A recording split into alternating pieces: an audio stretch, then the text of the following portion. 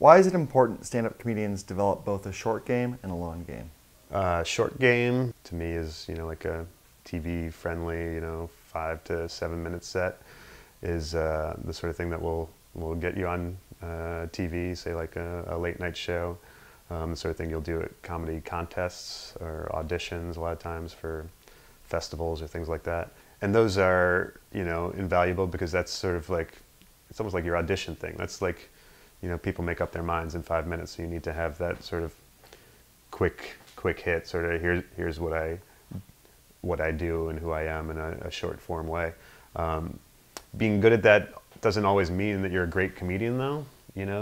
I know some people who I think are great. Like long form, I guess, would be more like someone who does 45 minutes, or if a half-hour set or something like that. And being good at that is a very different animal, and in my mind, a lot of times more interesting, And sometimes people who are great at that aren't good at the 5 minute, contest, type set.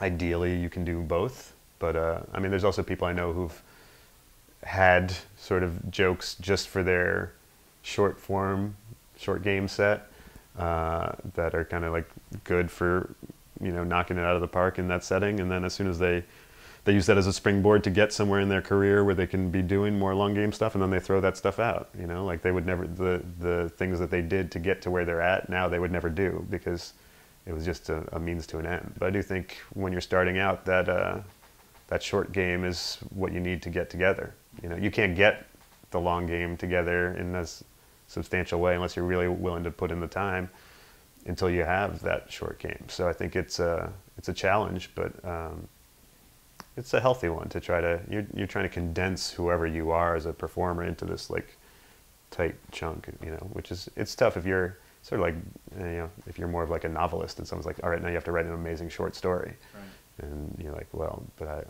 I write novels. And they're like, well, no one's going to publish your novel until you write a great short story. And then it's like, okay, you better learn how to write a great short story.